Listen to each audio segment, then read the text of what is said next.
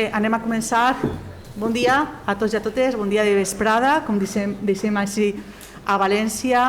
És per a nosaltres, la veritat, tot un plaer presentar a les persones que ens acompanyen així a aquesta taula per a fer la presentació del llibre d'Ernesto Kaiser, El rei al desnudo.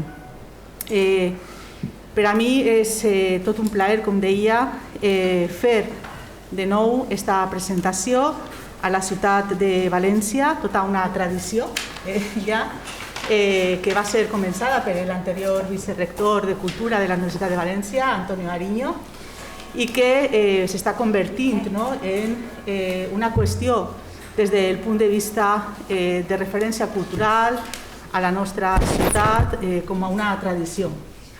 Per a mi és un plaer presentar les persones que s'acompanyen així a la taula. En primer lloc, a la nostra vicepresidenta de la Generalitat Valenciana, Mónica Oltra, moltíssimes gràcies per acompanyar-nos en aquesta sessió, i especialment a Ernesto Kaiser, sobretot per donar-nos l'oportunitat d'escoltar la seva veu, la presentació d'aquest llibre amb les seues reflexions dins d'aquest context institucional com és la Universitat de València i especialment el nostre edifici històric, l'edifici de la Nau, que com sabeu és l'edifici que durant molt de temps va ser la pròpia universitat des del punt de vista de la formació de tants i tantes generacions d'estudiants de les Terres Valencianes. Un lloc emblemàtic, un lloc que és patrimoni cultural de tots els valencians, com és també la pròpia Universitat de València, 5 vegades ja centenària, i sobretot un espai que convertit ara en centre cultural és un espai obert a la societat, obert a tots i totes, i sobretot un espai per a la reflexió, un espai per al diàleg, per a parlar de la nostra història, del nostre present, de la nostra memòria, i sobretot per a portar a la societat valenciana, com deia abans, reflexions no sols importants, sinó que poden marcar d'una manera molt concreta la nostra forma de mirar el futur, que jo crec que això pot ser el més important. De fet, i no m'allargaré massa perquè l'important és escoltar a les persones que faran la presentació d'aquest llibre, a Mònica i a l'autor d'aquest llibre, El rei al desnudo. Llegiré les últimes paraules, les últimes frases del prefaci amb el qual en aquestes frases se tanca precisament aquesta primera introducció al llibre, on deia l'autor, y aquí entre nosotros es hora de desmitificar un personaje, pero sin necesidad de construir nuevos mitos desde el arroyo hasta las estrellas. Com a historiadora, jo soc professora d'Història de l'Art i formada en els antics estudis de Geografia i d'Història. Parlar d'història no és el mateix que parlar de mite. El mite i la història no van de la mà.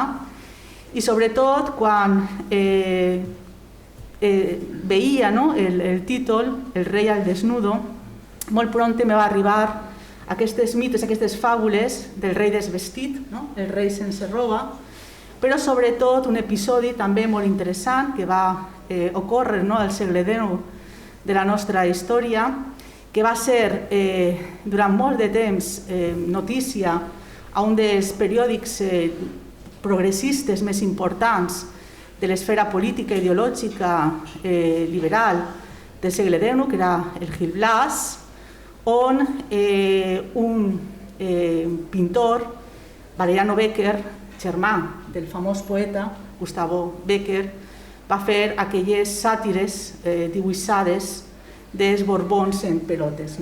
I me feia un poc aquesta consonància que me portava a part de la nostra història, i per tant, dins d'aquesta possibilitat de desmitificar, agrair que la Nau de nou se convertisca en aquest lloc per a reflexionar no sols sobre el mite, sinó sobretot sobre la nostra història. I en això moltíssimes gràcies a Ernesto i a Mònica per per acompanyar-nos avui.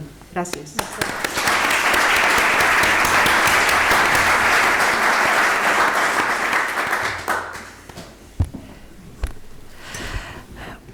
Moltíssimes gràcies, Esther. Parles en castellà. Castellà, sí, però a d'ella ara les gràcies així en valencià. Jo crec que a més estem a metre i mig, no? Podem llevar-se això. Molt bé. Moltíssimes gràcies, Esther. Sí, havíem quedat que ho faríem en castellà. Bueno, Ernesto, no sabes la alegría de tenerte aquí. No porque esto ya se haya convertido como una tradición, ¿no? De alguna manera, presentar en la nau un libro de Ernesto Ekaizer. Esto ya yo creo que es la tercera, ¿no? Con lo cual yo creo que ya lo podemos decir que es una tradición, ¿no? Pero tenerte aquí hoy, después de estos meses, es todavía más valioso. Y yo no sé si es que la pandemia me ha puesto más blandita de lo que ya era, pero no hay más que empezar el inicio del libro, ¿no? Donde si la pandemia algo nos ha enseñado es a ver lo esencial, ¿no? Y dice a mi querida Silvia una vez más, una excepcional vez más, por el beso que la noche del sábado 26 de septiembre no pude darle al subir a la ambulancia, por su formidable transfusión de amor y energía para doblegar la resistencia del coronavirus y sus secuelas, para mis hijos Lucía, María y Teo, por cuidarme con su cariño, porque Ernesto, lo sabéis, ha estado muy malito con el coronavirus. Eso yo creo que está hecho de amianto, ¿no? Porque tuve ocasión de hablar con él después y aún tenía secuelas pero eso no ha sido impedimento para seguir escribiendo. Pero no escribiendo cualquier cosa, ¿no? Sino seguir haciendo lo que a veces uno cree que en este país ya no existe, como es periodismo de investigación, periodismo del bueno, ¿no? Pero quería dejar claro, ¿no?, que si algo hemos tenido que descubrir en esta pandemia son nuestras vulnerabilidades, y por eso mismo yo estoy más feliz todavía de poder estar con Ernesto hoy aquí presentando este libro. Este libro, que efectivamente el nombre es El Rey al Desnudo. Podía haber optado por El Rey Desnudo, haciendo alegoría del cuento, ¿no? Sin embargo, yo creo que el título lo que viene a significar, y como significado y significante, es que él desnuda, con toda una serie de recopilación de información absolutamente rigurosa, contrastada, desnuda una figura que, como decía Esther, ha estado mitificada pues a unos niveles que el libro desmonta absolutamente, ¿no? Por tanto, para mí siempre que Ernesto publica un libro es como un poco devolvernos algo de esperanza en el periodismo de investigación. Y encima él escribe de una manera que no puedes parar, ¿no? Que es cualquiera, sin tener 4 tesis doctorales, ni que yo por lo menos no tengo, puede avanzar en la lectura muy rápidamente y asimilar absolutamente lo que dice, ¿no? El libro pone luz y taquígrafos sobre al gran público, ¿no? Por eso digo que es una lectura fácil, aunque es una escritura difícil. O sea, hay muchísimas horas de trabajo detrás de este libro, de investigación, de entrevistas, de lectura, de documentación,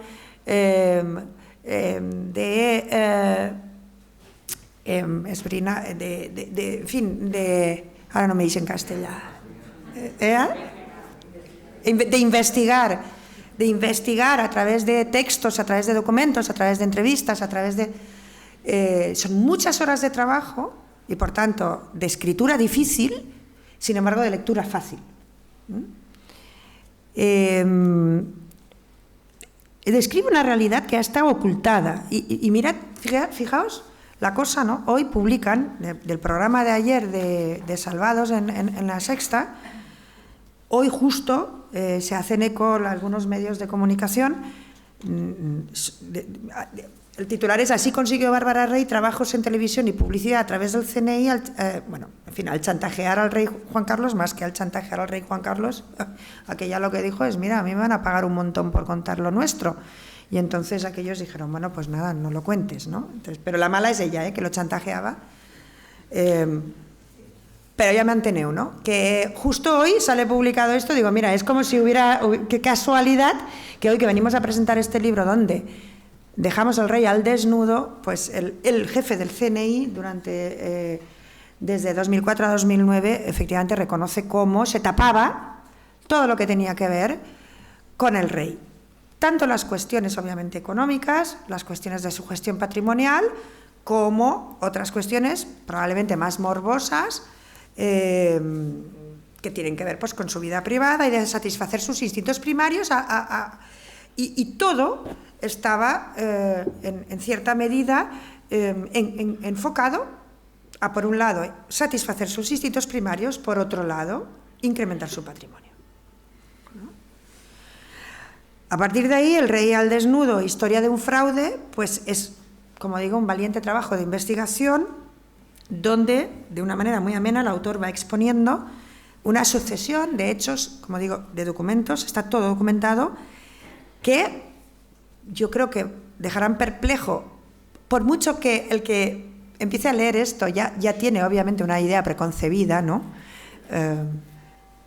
Tiene una idea preconcebida sobre la monarquía como institución y como, digamos, como una institución que tiende a la opacidad, que tiende a la corrupción, que tiende al abuso de poder, que tiende a la acumulación de capital, de patrimonio, etcétera, como institución en sí misma, precisamente porque no se revalida, porque claro, algo que se hereda por razón de cuna, de nacimiento, pues es difícil ponerle un coto y no tiene revalidación democrática, por tanto tiende naturalmente a la opacidad de la corrupción.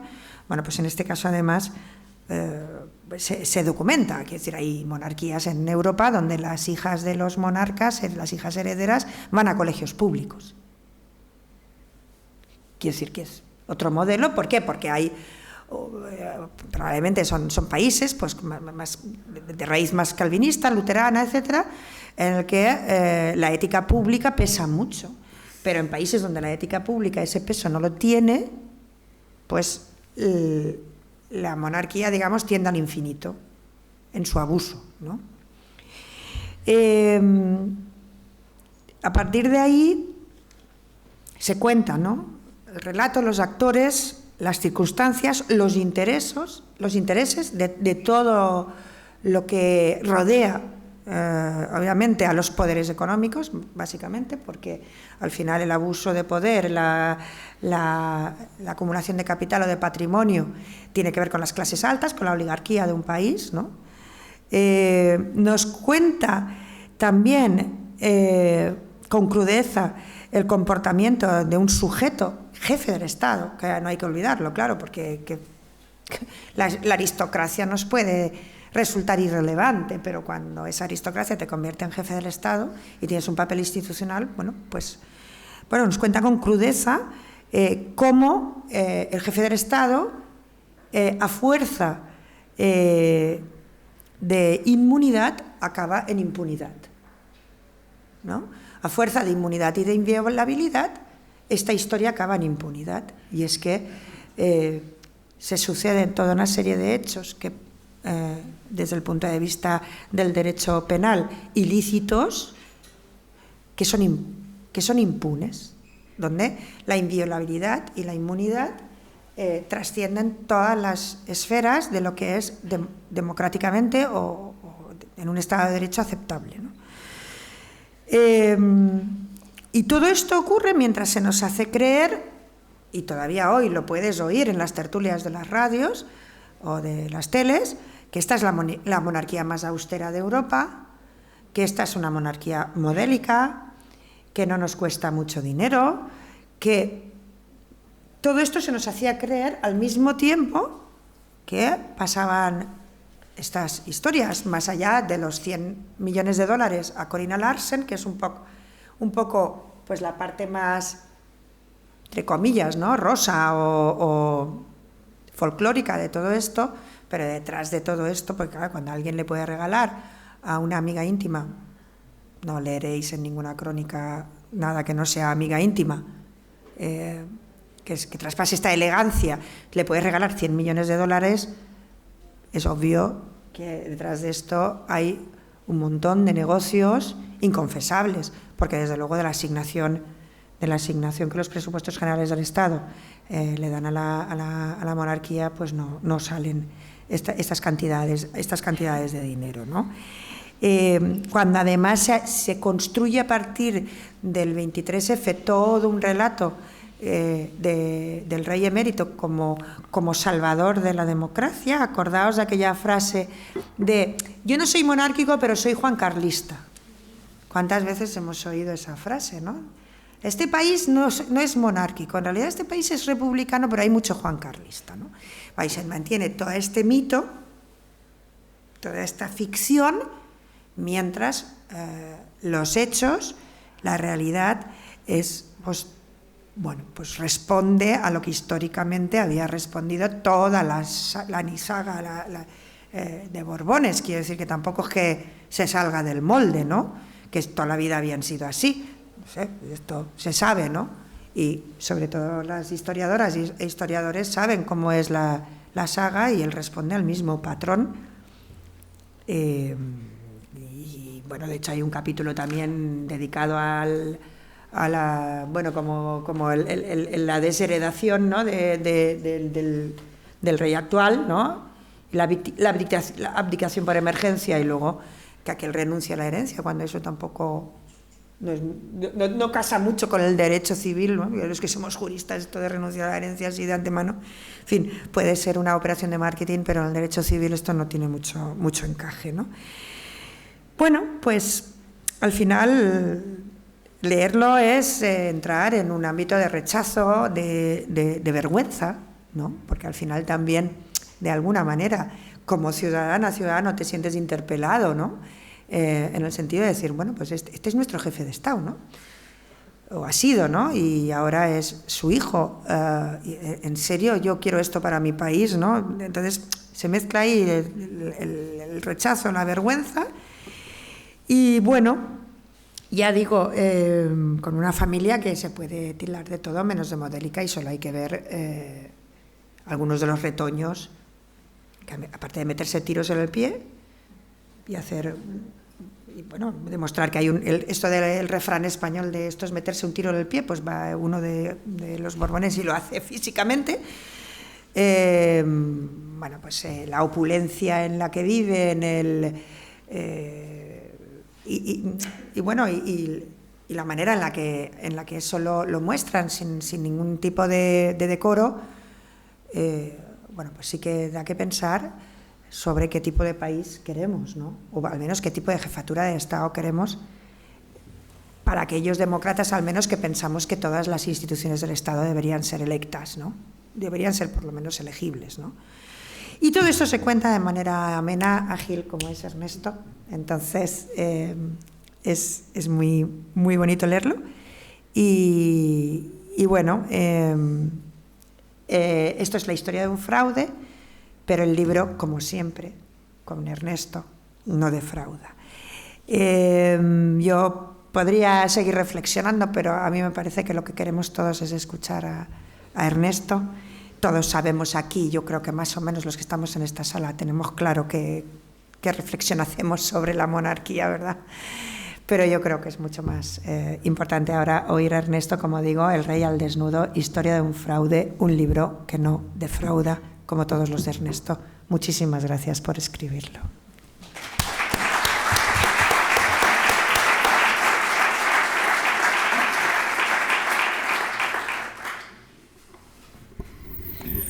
Bueno, infinitas gracias, Esther, por tu introducción, pero también, sobre todo, por el trabajo para preparar este acto. Te he dado bastante la tabarra, hay que decirlo. Muchísimas gracias, Mónica. Mónica pertenece, digamos, a ese ámbito que un gramático y poeta latino, del cual no se conoce mucho, salvo algunas frases extraordinarias, que es Terenciano Mauro, entre el siglo II y III de nuestra era. Él decía: pro captus lectoris habent suafati libel. Eso quiere decir, el destino de los libros depende de la capacidad del lector. Y es fantástico tener lectores como Mónica, porque entonces el destino de los libros de uno tiene el futuro asegurado. Y la verdad es que tanto en los actos en el Paraninfo como aquí en el Aula Magna, de mis libros han sido de gran emoción, de gran participación y gran interés. Realmente es un placer estar aquí en Valencia. Hemos estado en lo que yo califiqué hace ya varios años en lo que era el anticipo de la primavera democrática en España, que tuvo en Valencia su puntapié, y me alegro mucho de que esta primavera democrática siga su curso en Valencia y espero que dure muchísimos años. La verdad es que el libro es una investigación que yo hice antes de caer víctima del coronavirus y luego aproveché la larga convalecencia para escribirlo. Es un libro complejo porque va dirigido a una sociedad que globalmente, dada la política de los medios de comunicación, en su mayoría es una sociedad en estado de negación. De negación porque, bueno, Juan Carlos I es un personaje hábil, ha sido muy hábil en el manejo de la transición, ha tenido apoyos muy importantes, incluso de dirigentes como Santiago Carrillo, el líder del Partido Comunista. Juan Carlos I se ha arrogado también la legalización del Partido Comunista en España, y por lo tanto, digamos, es un mito que se ha ido construyendo de manera sistemática y sobre todo por los líderes de los grandes medios de comunicación. Yo he trabajado muchos años con Juan Luis Cebrián en El País, he trabajado 20 y pico de años, he sido miembro del comité editorial que presidía Polanco, y la verdad es que públicamente jamás había tenido ataques de ninguna manera por haber trabajado con él de Cebrián, pero este libro se ganó el ataque de Cebrián hace cosa de 6 semanas. No es un ataque, es una reseña que él hace, pero que es interesante porque él dice que yo soy un periodista riguroso. Claro, trabajé con él. Cuando dice que soy riguroso es que está hablando de su propio narcisismo, si no, no me hubiera contratado. Él es parte. Pero dice a continuación que no trae nada nuevo. Y a continuación dice que, hombre, que las audiencias de Suiza que se publican en el libro, que yo creo que son muy relevantes, aquí tenemos el honor de tener la visita hoy de nada menos que de Hervé Falciani, que ha sido un personaje, digamos un personaje que ha ayudado muchísimo a la hacienda española en recuperar dinero muy importante de fortunas en Suiza, en el HSBC, en el banco HSBC, nada menos que de los Botín, que tuvieron que aportar 200 millones, que en realidad debían haber sido más y debían haber pasado por el banquillo, pero la Fiscalía lo afinó, como se dice. Lo afinó y ahora la Fiscalía va a afinar también lo de Juan Carlos I en las próximas semanas o meses. Pero, digamos, a mí lo que me fascinó de esta historia es algo que dice nada menos que un democristiano. No es un revolucionario ni pretende serlo, es una persona conservadora que defiende el orden conservador, que ha sido uno de los, se podría decir, inspiradores de la Constitución española. Y claro, él escribió en el año 78 una frase que yo coloco en la introducción del libro, que a mí siempre me ha parecido muy relevante. La había leído en un informe de los letrados del Congreso y le llamé personalmente porque quería la frase completa, y efectivamente él me habló, por supuesto, muy mal de Juan Carlos I, pero la frase es una frase tremenda que refleja, digamos, un aspecto de la pasión por este tema de mi parte. Dice: es obvio que en una monarquía parlamentaria contemporánea la hipótesis de que el rey delinca no debe estar prevista en la Constitución, y de llegarse al caso improbabilísimo de que tal supuesto se hiciera realidad, nos encontraríamos ante el desprestigio y, por ende, ante el ocaso de la institución monárquica. Esta frase a mí me parece apasionante. Apasionante. Y luego hay otra frase que yo cito también de Enrique Gimbernat, catedrático de Derecho Penal, donde dice que al negar la Constitución el anteproyecto de la Constitución del 78, abordar el tema del rey delincuente, está abriendo el camino hacia la impunidad. Y estas dos frases, que son del 78, no son a posteriori, no tienen sesgo, sino que anticipan, nos permiten comprender todo el drama que estamos viviendo y que está viviendo como tal la democracia española, que también ha sido desnudada y que lo va a hacer en las próximas semanas o meses cuando se archiven las diligencias, archivo que ha sido anunciado ya por una filtración miserable de fuentes de la Fiscalía General del Estado el 5 de octubre pasado. Entonces, digamos, el tema de un rey delincuente es un caso apasionante, porque ya no plantea el tema de si eres monárquico o republicano, aunque lo contenga, sino que se refiere a la manipulación de la institución monárquica, en este caso por parte de Juan Carlos I. La historia es una historia concreta, son 100 millones de dólares que le transfieren el 8 de agosto del 2008 desde el Ministerio Saudí de Finanzas a una cuenta de Juan Carlos I que se abre especialmente para ello en el Bank Mirabeau, en Suiza, en Ginebra, a nombre de la Fundación Lucum, que es una fundación panameña creada por los gestores de Juan Carlos I en Ginebra. Y no sabemos todavía cuál es el sentido de esa transferencia.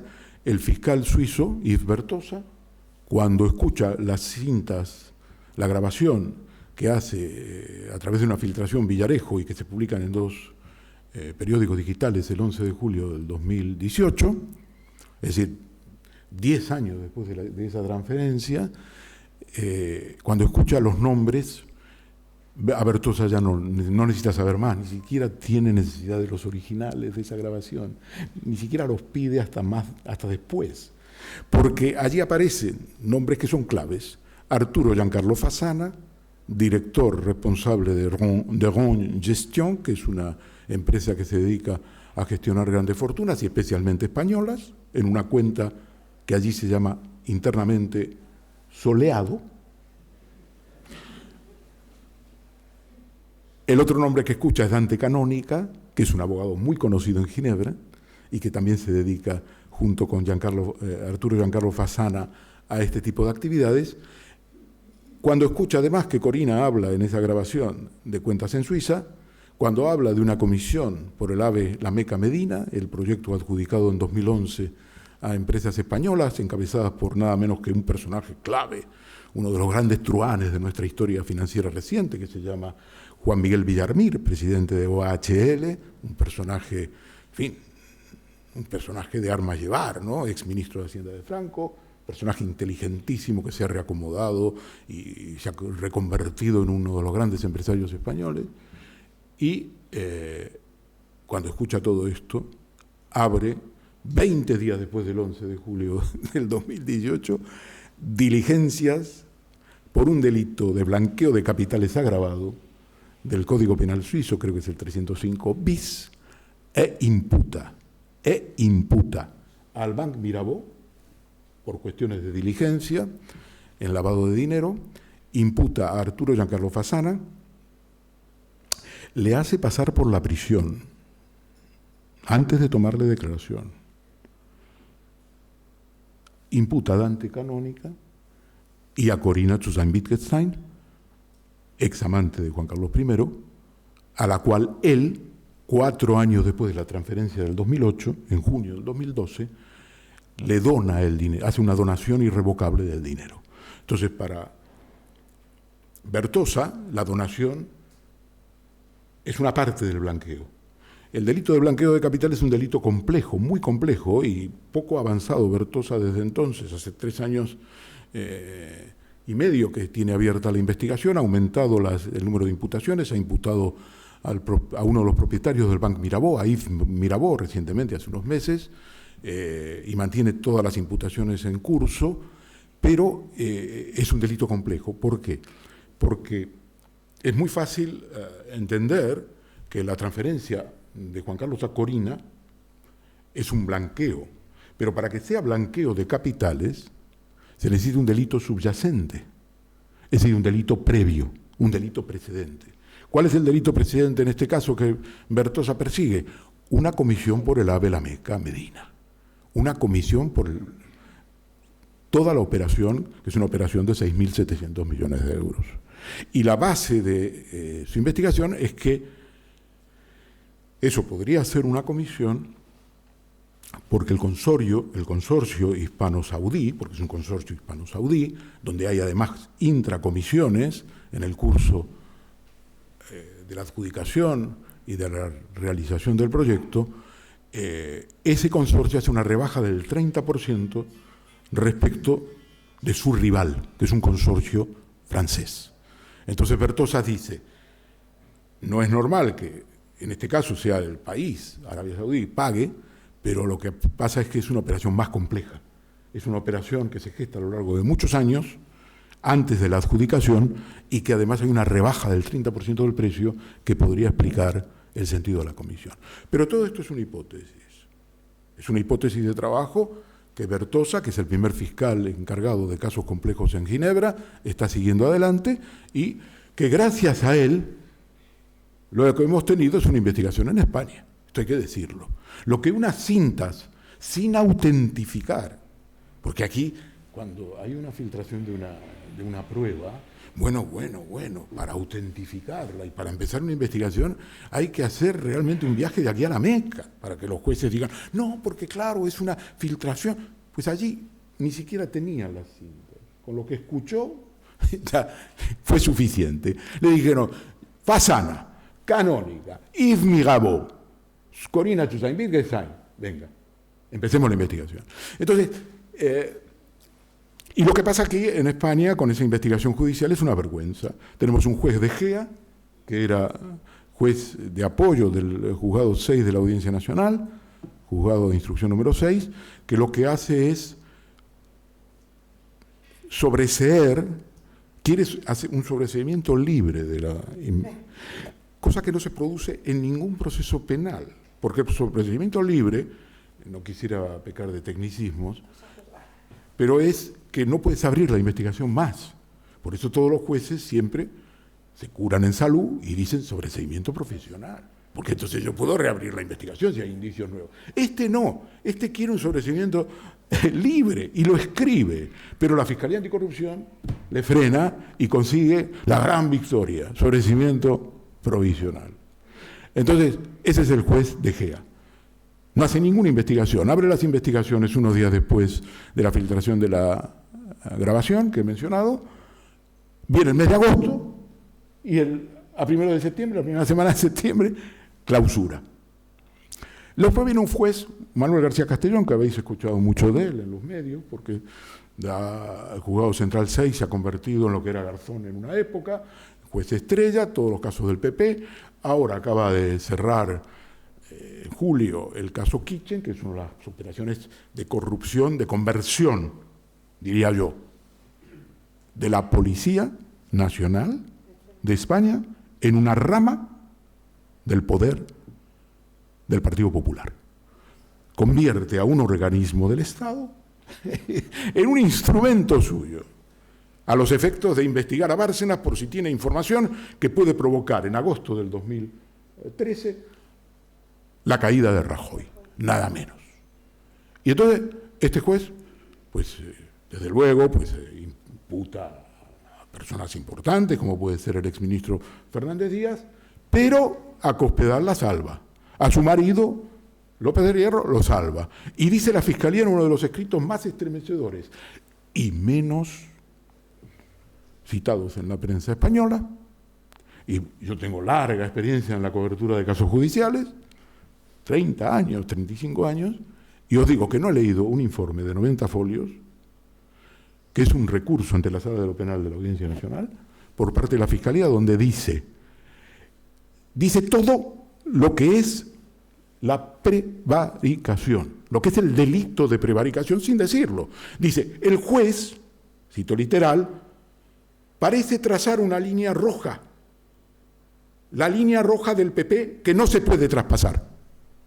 Yo no lo he escuchado nunca, no lo he leído nunca en ningún informe de la Fiscalía. Y lo que me llama la atención es que probablemente sea uno de los informes más tremendos, incisivos, es un recurso, por lo tanto ahora la Sala de lo Penal de la Audiencia Nacional tiene que pronunciarse en las próximas semanas. Pero no he visto menos publicitación en la prensa que este informe, y mirad que el caso Kitchen, bueno, pues se han escrito ríos de tinta. Y entonces este es el juez. Y este juez lo que hace con el caso de Juan Carlos I es amedrentar a Corinna Tsutain-Wittgenstein. En pleno COVID la imputa por un delito falso que no existe, que es que teóricamente ella ha contratado a Villarejo para espiar a su propia criada, una española, Noelia Muñoz, que trabaja con ella hace 20 años. Falso de toda falsedad. Se recurre por parte de los abogados de Corinna a la Sala de lo Penal, demuestran que no hay ningún delito ahí, que no hay ningún encargo, y le tumban al juez las resoluciones. Y cierra el caso. Esto es el papel de la Audiencia Nacional. Y tenemos en Suiza un chico que tiene 46, 47 años, Bertosa, joven, hijo de un gran fiscal en Suiza, Bernard Bertosa, que está investigando esto contra viento y marea y tal. Este señor, Yves Bertosa, viene con su ayudante, que es un experto en delitos económicos, aquí el 29 de octubre del 19 para reunirse con el fiscal anticorrupción Luzón y su equipo. Y en un momento determinado, el hombre dice, oye, en francés, por supuesto, dice, ¿y vais a interrogar a Juan Carlos I? Silencio, va de retro. Y Luzón dice, hombre, es que es inviolable. Es inviolable. Esos años, los 100 millones se pagan en una época en que la Constitución le protege. Bertosa no dice si le va a interrogar o no, porque él lo que investiga es la donación de Juan Carlos a Corinna, y lo fundamental que investiga es si hay una comisión en el AVE o no. Pero bueno, lo que sabemos es que Juan Carlos I, aparte de recibir los 100 millones, lo oculta a la Hacienda Española, hace un uso para sus gastos personales, extracciones personales, da las órdenes, recibe siempre el dinero contante y sonante en billetes, sean en francos suizos o sean dólares. Tiene una máquina de contar billetes en la zarzuela. Sí, ¿no lo creéis? Pues está comprobado. Tiene una máquina de contar billetes, porque él trabaja como Bárcenas. En su día, Bárcenas llega a acumular una fortuna de 48,2 millones de euros en Suiza. La mayor parte de esa fortuna tiene que ver con buenas inversiones que hace durante muchos años, pero los depósitos en varios bancos suizos, Lombard Odier y otros, siempre los hace en efectivo. Siempre. Él viaja con maletines, siempre. ¿Por qué? Bueno, porque no hay manera de buscar transferencias, y luego pues hay convenios en Europa, en la OCDE, e incluso donde está Suiza y tal. Y cito este caso porque precisamente por los convenios, por las colaboraciones mutuas en materia fiscal de la OCDE y Suiza, en el año 2011 hay una nueva legislación suiza de refuerzo de la persecución del fraude fiscal. Se renueva la legislación y hay un convenio que firma Suiza con la OCDE. Y ese convenio, que refuerza la lucha contra el fraude fiscal y el compromiso de Suiza, lleva a los asesores de Juan Carlos I, Dante Canónica y Arturo Giancarlo Fasana, a recomendar el cambio de titularidad de los 100 millones de dólares. Y entonces es ahí cuando se hace la donación irrevocable. En otros términos, está clarísimo que la donación no es un regalo, no es una donación. A través de Corinna, Juan Carlos I piensa seguir utilizando el dinero. Y no solo piensa seguir utilizando el dinero, sino que cuando ella rechaza muy hábilmente, a través de sus propios abogados, y dice, hombre, yo no puedo darte el dinero. ¿Cómo te voy a dar el dinero de vuelta? Si hay una donación irrevocable, van a decir de que yo blanqueo dinero, que yo soy una mujer de paja tuya. No te doy el dinero. Cinematográfico. Es absolutamente de Hollywood. Si tú lo filmas, es un éxito asegurado, Netflix. Es decir, ella, que es el instrumento de él para quedarse con la pasta, le dice, no, nine. Porque si yo a ti te doy el dinero, es un delito. Y si además todo el mundo sabe que esto tiene algo que ver con Arabia Saudí, y hay un ave la Meca, Medina, hombre.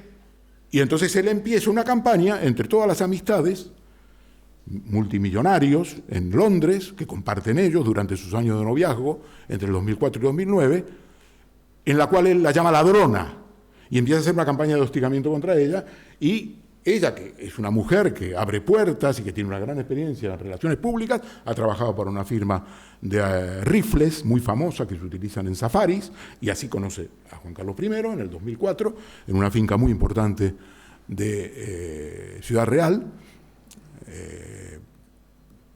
La Garganta, propiedad del duque de Westminster, así le conoce. Entonces ella dice, no, yo no te devuelvo la pasta. Y él hace una campaña.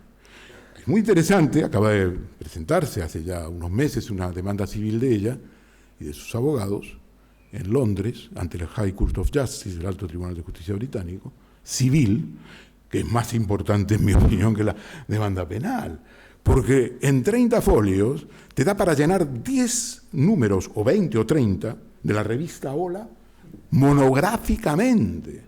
Porque hablan el día tal, en el yate tal, cerca de Maldivas, resulta que tú le dijiste a tal, y te cuenta todo, todos los detalles, de lo que ella considera un seguimiento ilegal por parte de los agentes del CNI en Londres, que entran a su casa, le intervienen los teléfonos, y en Mónaco, donde también tiene residencia, y cuenta todas las tropelías de los agentes del CNI, de Saint Roldán, Félix Saint Roldán, en general, que fue director del CNI durante muchos años y que la amenazó en el hotel de Connacht. Todo eso está contado en Londres en 2015. Entonces, toda esta demanda está en curso, y a diferencia de las demandas en Madrid, de las investigaciones en Madrid y en Ginebra, donde Juan Carlos I no es imputado, no está investigado, en Londres es parte, porque la demanda es contra él. Y entonces, cuando él en Abu Dhabi recibe los 30 folios, que es la demanda civil, demanda inicial, con propuesta de pruebas, testigos, la prensa española, bueno, sí, yo creo que si aceptan en Londres el desfile de los periodistas para demostrar la manipulación que ha habido, la difamación contra ella y todo eso, será muy interesante, pero él se niega a firmar la acusación de recibo. Entonces su abogado dice, no, hombre, esto es una cosa muy seria, tienes que contratar a un bufete internacional, y entonces lo que queráis. Y su abogado en Madrid, Javier Sánchez Junco, que es un fiscal de anticorrupción, fijaos qué interesante cómo las puertas giratorias funcionan también aquí,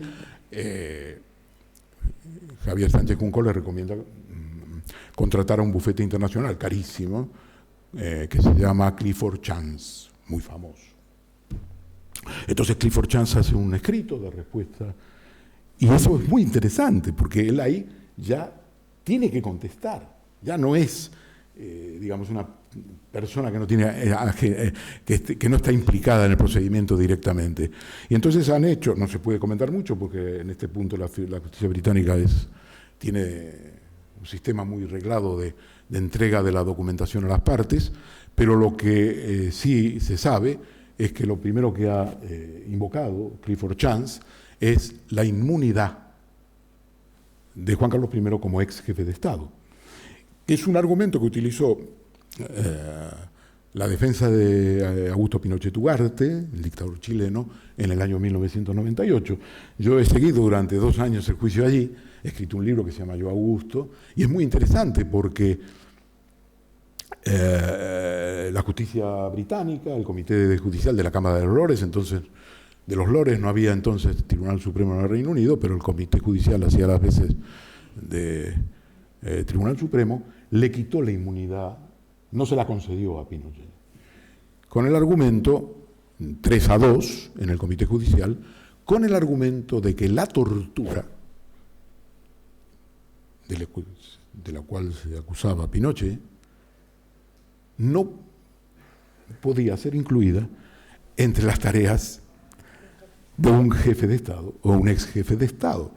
A vosotros os parecerá un comité judicial que, fíjate lo que le lleva a decidir que no, la tortura no forma parte de las tareas de un jefe de Estado. Pero así fue. Cuando los lores se levantaban cada uno y decían, los 5 miembros del comité, y decían las razones por las cuales estaban a favor o en contra de la inmunidad, pues uno de ellos, Lord Nichols, dijo, es que a mí me parece que la tortura no forma parte Y bueno, yo creo que en este caso el acoso de una mujer, el seguimiento ilegal por parte de la agente de inteligencia del Servicio Español, del CNI, y la difamación, desde luego no forman parte de las tareas de un jefe de Estado o de un ex jefe de Estado. La historia de Pinochet es en el terreno penal, pero evidentemente ha sentado un precedente internacional muy, pero muy importante. Bueno, podríamos seguir hablando, os dejo, pero una de las historias más, y con esta termino, de las anécdotas interesantes que yo reflejo en el libro, es una circunstancia que ha tenido mucha importancia porque es una de esas intervenciones de Juan Carlos I muy bien elaboradas de cara a la opinión pública. Él está acosado en 2011 porque el juez Castro está investigando el caso Noss. Se sabe que evidentemente detrás del caso Noss está Juan Carlos I recomendando primero a Iñaki Urdangarín que tiene que ganar mucho dinero y que él le puede ayudar, que una princesa como la infanta Cristina no puede vivir en un apartamento en Barcelona, que tiene que tener una casa, en fin, considerable. Compran un palacete en Pedralbes, en una zona estupenda, se endeudan, y Juan Carlos hace cartas y consigue, digamos, Iñaki Urdangarín, sobre la base, para utilizar un término religioso, un cepillo con el escudo de la Casa del Rey, que en Valencia, que en Mallorca, las comunidades autónomas pongan pasta. Bien, en ese momento, en 2011, Juan Carlos I está acusado por la investigación del juez Castro. Entonces, ese es un discurso de lo cual ha quedado solamente una línea, que es que la justicia es igual para todos. Pero mirad la habilidad del personaje, a diferencia de su hijo, lo que dice. Es muy interesante realmente. Él dice: me preocupa enormemente la desconfianza que parece estar extendiéndose en algunos sectores de la opinión pública respecto a la credibilidad y prestigio de algunas de nuestras instituciones. Muy bien dicho, es verdad, crecía el desprestigio y tal. Necesitamos rigor, seriedad y ejemplaridad en todos los sentidos. Todos, sobre todo las personas con responsabilidades públicas, habla en primera persona. Tenemos el deber de observar un comportamiento adecuado, un comportamiento ejemplar. No debemos, sin embargo, generalizar los comportamientos individuales so pena de cometer una gran injusticia con la inmensa mayoría de servidores públicos que desarrollan su labor de forma ejemplar y honesta. Esto es el discurso de la Nochebuena que culmina con la milonga aquella de la justicia es igual para todos.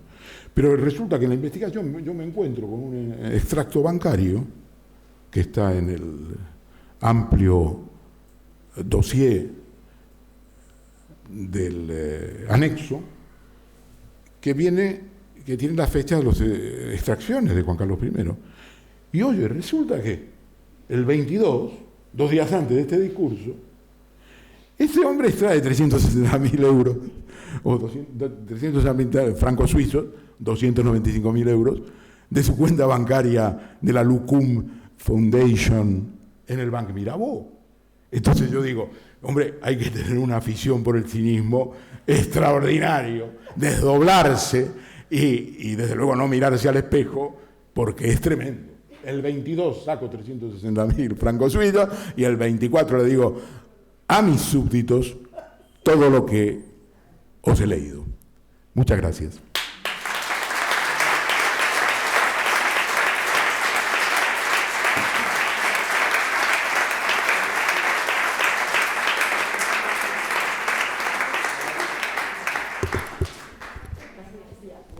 De diálogo, hacemos un Sí, poco de hombre, diálogo. diálogo y discusión. Es que Quien quiera hacer una reafirmación del monarca en Abu Dhabi la puede hacer también.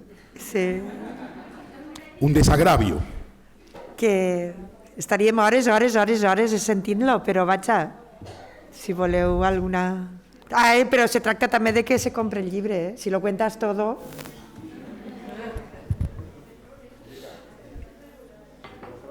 Hi ha micro? Sí, això pregunte, si algú vol dir alguna cosa, una pregunta o alguna qüestió.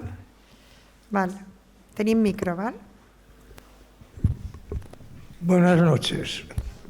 En primer lugar, darle la enhorabuena porque usted ha salvado del COVID, que es una enfermedad bastante fastidiada, ¿verdad? Y felicitarle también por el libro. Pero yo le quiero hacer una pregunta que creo que no me la va a poder contestar. A ver. Todos los españoles somos igual ante la ley. Y yo creo que es verdad. Pero, y cuando hay un pero ya hay que pensar mal. Resulta que todos somos los españoles ante la ley igual, pero con los jueces no somos todos igual. ¿Usted qué cree? No, yo le voy a contestar claramente. Mi campaña sistemática de los últimos 30 años es tratando de demostrar precisamente esta situación, esta desigualdad, eso de que la justicia es igual para todos. Pero aparte, fíjese, hay un personaje que es clave en este país, que es un personaje caducado desde el punto de vista de su mandato, que se llama Carlos Lesmes, presidente del Consejo General del Poder Judicial y del Tribunal Supremo. El Tribunal Supremo y del Consejo General del Poder Judicial. Su mandato ha caducado hace ya varios años, debería ser sustituido, pero él ha dicho una cosa hace un par de años, diciendo que, hombre, que hay que reconocer que un robagallinas en la justicia española pues es castigado hasta más no poder, y que realmente quienes hacen delitos importantes no lo son. Lo dice él, que es como el representante del Partido Popular en la judicatura, no en la parte jurisdiccional, porque el Consejo General del Poder Judicial no es un órgano jurisdiccional, pero pronto Lesmes pasará seguramente al Tribunal Constitucional, o eso es lo que quiere en los próximos meses. Pero eso es así, eso es una realidad. El ejemplo que acabo de poner en relación a la operación Kitchen, donde los fiscales dicen, el juez parece poner una línea roja, que es la del PP, que no se puede traspasar, está claramente diciendo lo que es la justicia española. Otro ejemplo.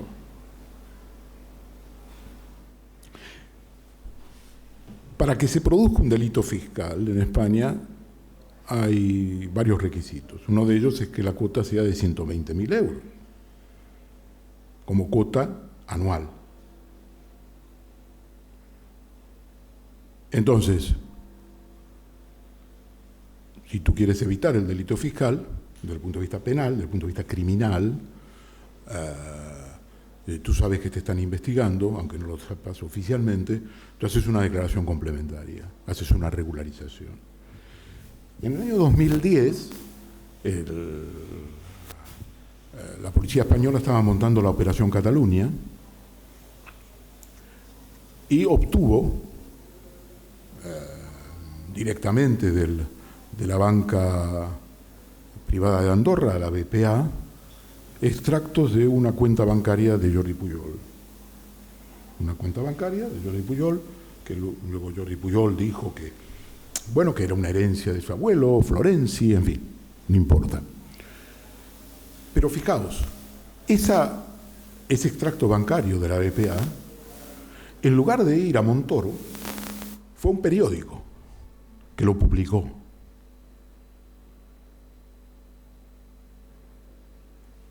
Los abogados de Jordi Pujol dijeron, jolines, hagamos una declaración complementaria inmediata, evitamos el delito penal. Si no hay ni una inspección abierta, no hay nada. Y a través, el gobierno de entonces, a través de la policía, le hizo un favor enorme. No tenía ningún interés en el delito. Lo que tenían es un interés en utilizar políticamente contra un sector del nacionalismo catalán esta historia. Presentaron una regularización a las 2 semanas. Se libraron del delito fiscal. Entonces, quiero decir, veamos el paralelismo con la situación actual. Los fiscales, el teniente fiscal Juan Ignacio Campos, me dice a mí en este libro, y es al final, en el último capítulo que yo lo sitúo, me dice a mí, en una larga conversación que teníamos, yo estaba en el hospital, que él ha hecho una notificación de las investigaciones al abogado de Juan Carlos I y le ha ofrecido personarse en el procedimiento, que es un procedimiento legal, ¿no?, el que ha hecho. La defensa, digamos, el abogado de Juan Carlos I no quiere personarse, no se persona, recibe las notificaciones, las 3 notificaciones, una es de junio, otra es de noviembre y otra de diciembre del 2020. Y entonces, inmediatamente después de la última notificación, hacen una regularización por 600.000 euros, una primera, y en febrero una segunda de 4.400.000 euros. Después de las notificaciones. Quiere decir que el artículo 305.4, creo que es, del Código Penal, que dice que las regularizaciones, para evitar el delito, tienen que ser espontáneas, veraces y completas. Bueno, evidentemente espontáneas no son, porque si a ti te dicen que te están investigando en 3 procedimientos distintos, tú ya sabes que tienes la posibilidad de que te empapelen, es decir, que te metan el delito fiscal. Además, tú sabes mucho más que lo que saben tus investigadores. Y entonces ahora van a dar por buenas esas regularizaciones. Es perverso. Yo no sé cómo van a explicar en el futuro los de la agencia tributaria, que se han callado la boca todos estos años, cómo van a explicar esto, porque estas notificaciones son una realidad. No solo porque lo digo yo, sino porque luego hemos comprobado que esas notificaciones existen, que son de junio, noviembre y diciembre, y que luego han hecho las regularizaciones, y por lo tanto que no son espontáneas. No sé qué construcción harán, pero es perverso. De la misma manera que en el 2010 no les interesó nada si Pujol era un defraudador o no, y simplemente trataban de sacar partido político, desprestigiar al nacionalismo catalán y decir, esto es lo que quieren una Cataluña independiente, aunque Pujol no era independentista. Pero bueno, en cualquier caso. Y ahora vamos a tener esto, es decir, una exoneración de Juan Carlos. Entonces, claro, cuando hablas con algunos magistrados importantes, que no son evidentemente la derecha, y te dicen, mira, es que el problema, Ernesto, es muy sencillo, en el fondo es muy sencillo.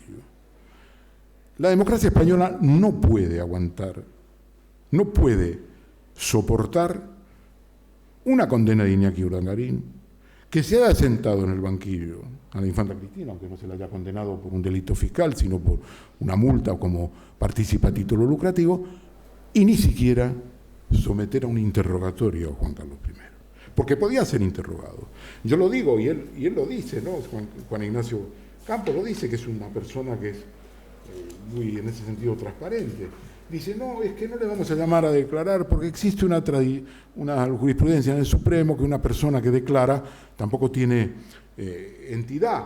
Pero aparte, dice, ¿qué le vamos a llamar? A declarar para que nos dé explicaciones sobre los tecnicismos de la declaración complementaria. No, será un circo mediático. Bueno, pues no hay circo mediático, no hay declaración de Juan Carlos I, hay una exoneración. La declaración no es espontánea y la democracia española pues no está en condiciones. Este es el tipo de democracia que hemos construido. Buenas tardes. felicitarle tanto por su aspecto físico como por el libro, puesto que se lee con mucha facilidad. Se recomienda, si hay alguno todavía en la sala que no lo ha leído, que se lo compre. Vamos a ver, quisiera saber su opinión sobre si le preocupa que tras leer El Rey al desnudo, algún lector despistado, Dios no lo quiera, pueda pensar que hemos tenido un jefe de Estado, y me refiero al emérito, vago, golfo y ladrón. Gracias.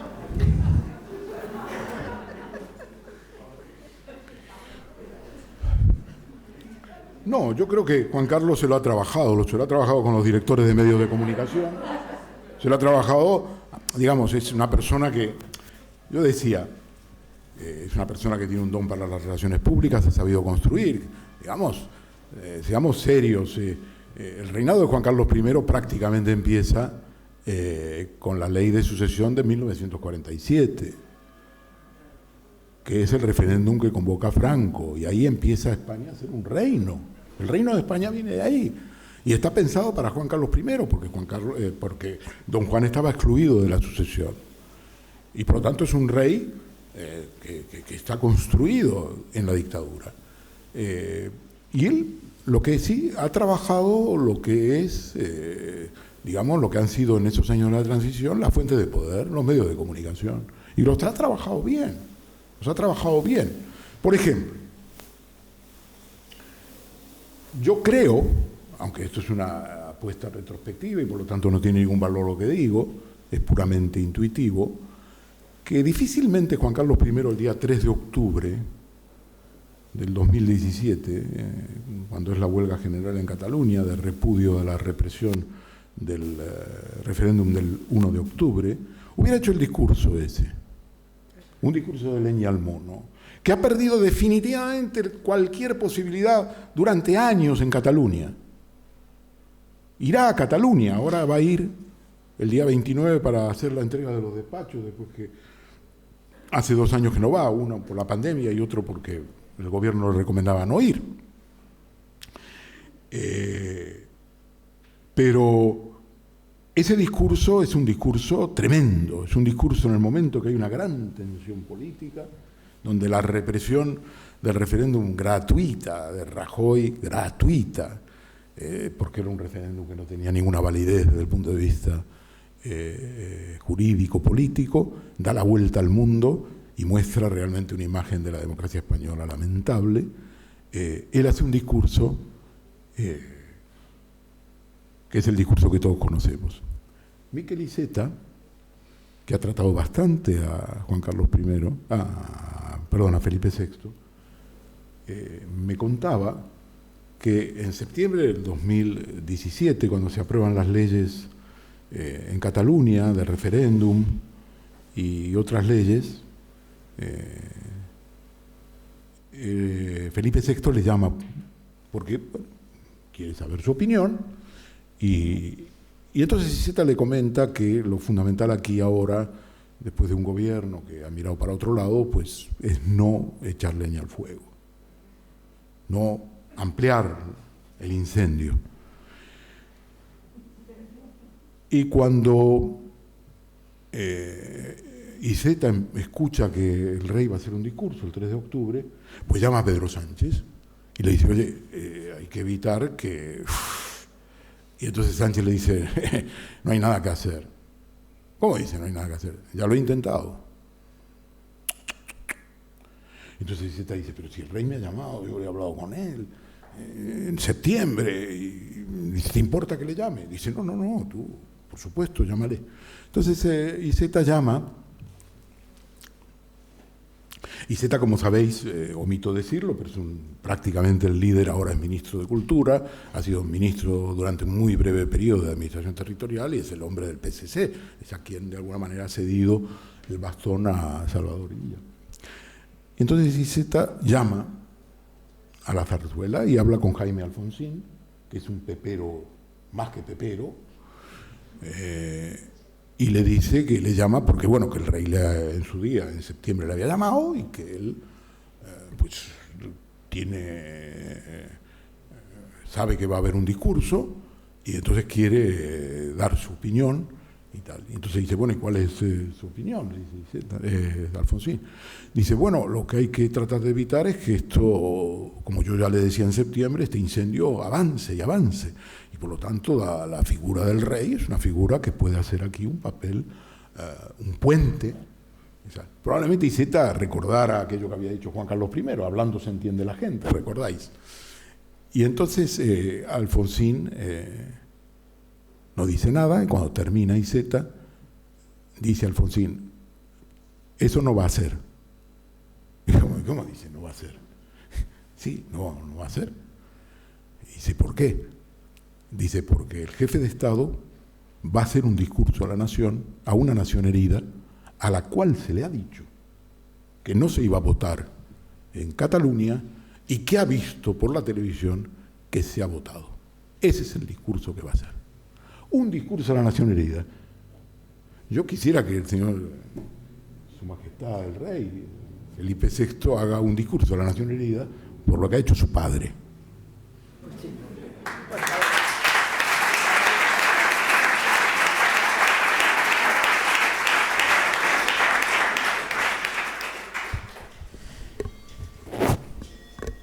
Pues Yo puedo expresar un deseo. tú puedes hacer lo que quieras. Yo quisiera que Hervé, no sé por dónde estás, Hervé nos diga algo de su opinión sobre el procedimiento suizo y dale, porque no hay más que decir. Realmente competir con él en materia suiza es imposible.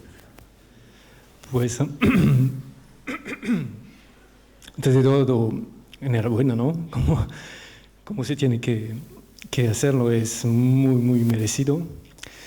Y antes de un comentario, puede ser una pregunta, y no solo la haría al investigador, al narrador de talento, que además hemos disfrutado hasta esta misma noche.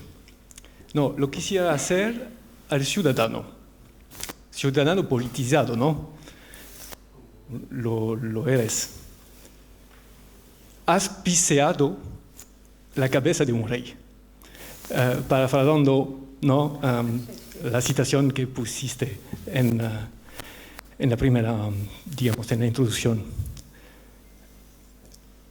Pero bueno, vemos que de haber piseado esta cabeza de rey,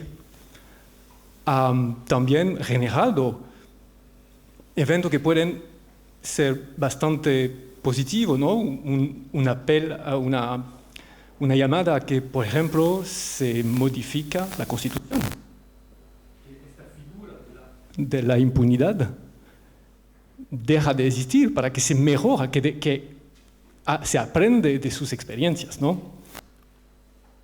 También, digamos, así que no es solo negativo lo que ha pasado piseando esta cabeza. Ha sido un camino hacia una mejora. Y visto que puede ser que se tiene que pisear cabezas, ¿cuál sería la próxima que tendrías? Esa sería mi primera pregunta. Y luego haré un comentario también, ¿no?, sobre esta parte suiza, que tiene que ser comentada y que veo también como perspectiva positiva en un comentario que haré después de su contestación, ¿no? Muy bien. La frase es una frase fantástica, ¿no? Enrique IV. Es una frase, fíjate, que yo he utilizado en 1996 a publicar mi libro Vendetta, sobre Mario Conde, presidente de Banesto en aquella época, un libro sobre Mario Conde, presidente de Banesto en aquella época, Javier de la Rosa, representante de Kuwait Investment Office, que regaló los primeros 100 millones a Juan Carlos, probablemente haya otros 100, pero la preferencia de Juan Carlos parece que ha sido siempre 100. En ese caso eran 80 y 20, esto está aprobado en la Audiencia Nacional. El testaferro del rey era Manuel de Prado y Colón de Carvajal, y fue enviado el dinero a la Banque Sogenal, Société Générale Alsacienne, en Ginebra. Y entonces esa frase la utilicé para los capítulos dedicados al rey en 1996 y a las cuentas del rey en Banesto, Banco Español de Crédito, 2 cuentas bancarias que yo obtuve la numeración y que en contacto con la Zarzuela y con Manuel de Prado y con León de Carvajal me los confirmaron. Pero siempre la frase de Shakespeare, de Enrique IV, me fascinó. Dice: oh caballeros, la vida es corta y si vivimos, vivimos para pisotear la cabeza de los reyes, la cabeza de los reyes. Y es una frase fascinante, ¿no? Es imposible competir con Shakespeare. Pero en relación al tema del 56.3 de la Constitución y la inviolabilidad, yo cuando empezó a discutirse todo este tema de la investigación al rey, relativizaba bastante este tema de la inviolabilidad. ¿En qué sentido? En el sentido de que la Constitución española le da menos impunidad de lo que parece, porque se refiere a los actos reglados, a los actos que tiene que visar el presidente de gobierno o los ministros, que tiene que refrendar. Ese es el verbo que utiliza. Por lo tanto, no todos los actos del rey entran dentro de la inmunidad. Como decía Lord Nichols en el caso de Pinochet: oiga, en la labor de un jefe de Estado no está la tortura. Y por tanto, abrir una cuenta bancaria, dudo mucho en Suiza, ocultar dinero al fisco español, dudo mucho que la ministra de Hacienda lo vaya a refrendar. Entonces, de ese punto de vista, digamos, la Constitución española dice alguna cosa que no es exactamente una carta blanca, ¿no? Pero aparte hay otro elemento de la historia, y es que el rey pierde su inmunidad constitucional en mediados de julio del 2014, cuando abdica, en lo que yo llamo una abdicación de emergencia. Y entonces ahí viene un punto interesante psicológico. Y dices, este hombre se empezará a cuidar. Dice, ya no tiene inmunidad, es responsable civil y penal ante la Sala Segunda del Tribunal Supremo. Se le puede presentar una querella, ya no hay ningún impedimento. Antes no tenía responsabilidad, digamos. Y entonces miras lo que ha pasado y no. Resulta que hay una fundación Zagatka, creada en 2003 en Liechtenstein, en la cual él figura como tercer beneficiario, después de Álvaro de Orleans y su hijo Andrés de Orleans. Álvaro de Orleans es un primo lejano del rey, de Juan Carlos I, y figura cuarto beneficiario Felipe, príncipe de Asturias, y quintas beneficiarias Elena y Cristina. Y esta es la fundación que crea Orleans, según dice, y según dicen sus estatutos, para fortalecer la democracia española. Y esta le paga los viajes por 9 millones de euros en un periodo dilatado que se divide, digamos, podemos dividir a efectos simplemente dialécticos en 2 partes, una hasta el 2014 y otra a partir del 2014. Y a partir del 2014 sigue viajando en jets privados y sigue pagándole Zagatka esos viajes. Y por ello él hace una regularización de 4,4 millones de euros en febrero, un día después que la Fiscalía del Tribunal Supremo envía una comisión rogatoria, una solicitud de auxilio judicial a Suiza, precisamente para ver las cuentas de la Fundación Zagatka. Entonces dices, este no tiene inmunidad, ya la ha perdido, y sin embargo sigue. Y en relación a la respuesta más directa, creo que la ministra de Justicia, nuestra joven ministra de Justicia, la señora Job, ha dicho en las Cortes, me parece, ha dicho hace un día, 2 días, que no existe mayoría para suprimir el artículo de la impunidad para el rey.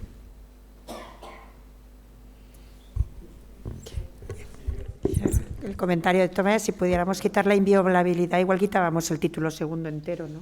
Si hubiera mayoría para una cosa, se quita el título sabiendo entero. Que detrás, sin entrar en el debate de si merecía su impunidad en los trámites anterior a esas donaciones, ¿sabes?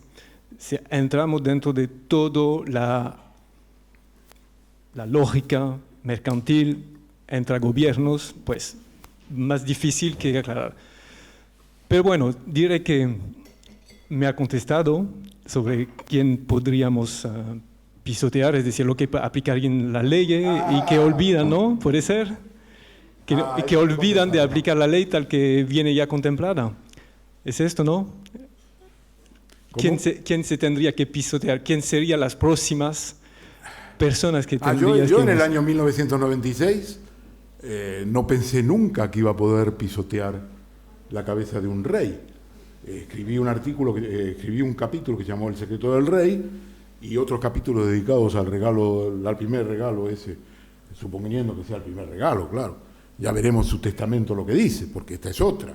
Estos dicen que se termina la película con la exoneración, pero luego está su testamento, va a cumplir 84 años, tiene que hacer un testamento, sus hijas viajan a Abu Dhabi permanentemente, digo yo que tendrá algo que ver con todo eso. Luego veremos la renuncia famosa, digamos que los medios de comunicación han aireado por parte de Felipe VI. La historia de Felipe VI es muy poco creíble también, porque él figura como beneficiario en las fundaciones y nunca nadie le dijo nada. ¿Cómo es posible que Juan Carlos I, que es una persona, en fin, lista sabemos qué es, no le dice cuando él asume, oye, Felipe, tenemos un problema, tú figuras como segundo beneficiario en la Fundación Lucum? Y como Orleans no le dice, oye, yo te he puesto aquí como cuarto beneficiario y a tus hermanas. Tenemos un problema, por lo menos para que lo sepas. Él dice que no lo sabe. Dice que no lo sabe. Y en el medio de la noche, como decía aquel, todos los gatos son pardos, nos cuenta el 15 de marzo del 2020, 2 días después que se decreta el estado de alarma por el coronavirus. Allí tenemos una nación verdaderamente conmocionada. Nos cuenta ese día, el 15 de marzo del 2020, lo que pasó un año antes. Es decir, que los abogados de Corina le enviaron una carta donde le dijeron que era beneficiario de la Fundación Lucum y de la Fundación Zagatka, y que lo que hace él es dársela a su padre. ¿Y su padre qué hace? Se va a Inglaterra a negociar con Corina, no sabemos qué, pero desde luego no llegan a ningún acuerdo. Vuelve Juan Carlos I a Madrid y nos cuenta Felipe, un año después, me voy a un notario y hago constancia de esa carta, que yo no tengo nada que ver y no tengo nada que negociar, porque yo no sabía nunca que era beneficiario de esa fundación. Ahora, no es creíble simplemente para que, supongamos que él no sabía que le habían puesto en esas fundaciones, pero no es creíble ni que su padre ni que su familiar le hayan dicho cuando él asume como rey, oye, que lo sepas, que esto puede ser un problema. Perdona, esta es una cosa que yo quería decir y que ha aprovechado Alice. ¿Quién es la próxima cabeza?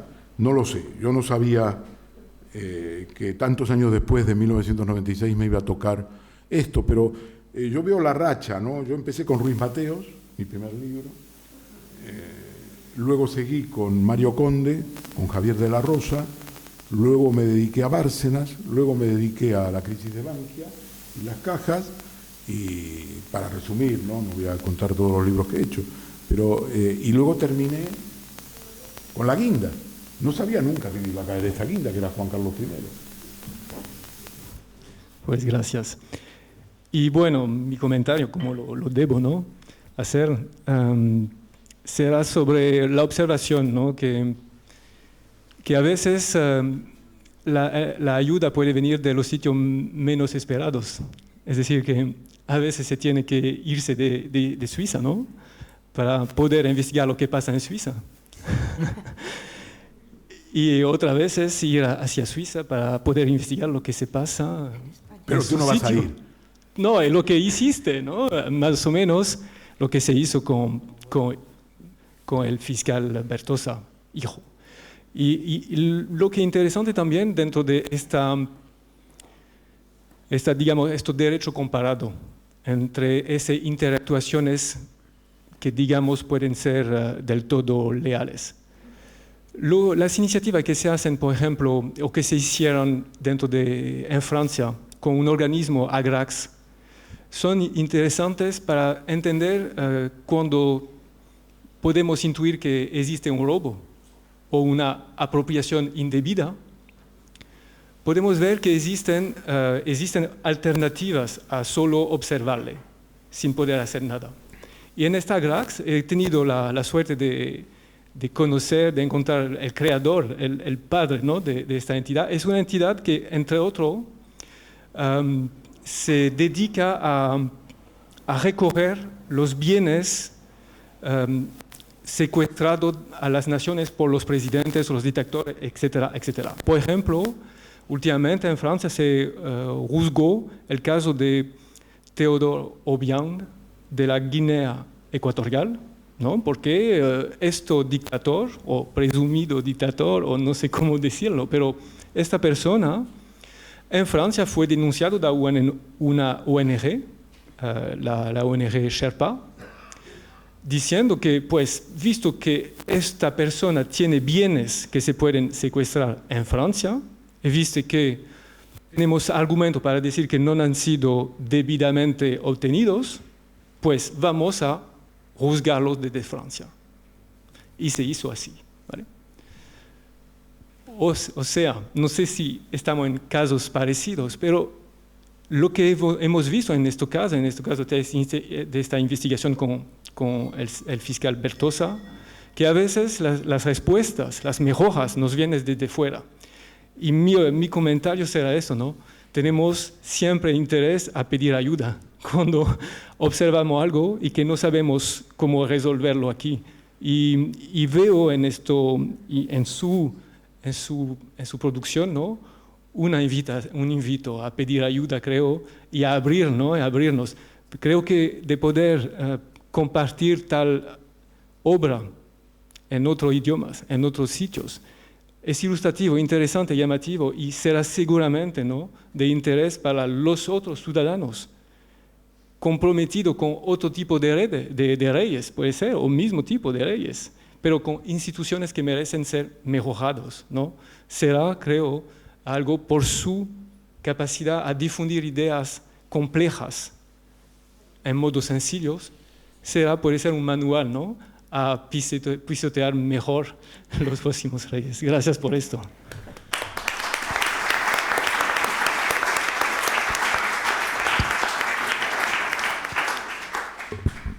Pues sí, no hay más intervenciones y a lo mejor ya igual está bien por hoy. Pues muchísimas gracias, Ernesto. Sigue pisoteando cabezas de canallas. Ven a presentarlo a Valencia, por favor. Aquí te esperamos con los brazos abiertos. Sabes que siempre llenas cuando vienes y se te quiere. Y más ahora, que es momento de no solo querernos, sino decírnoslo. Aquí te queremos. Muchas gracias, Ernesto. Muchas gracias.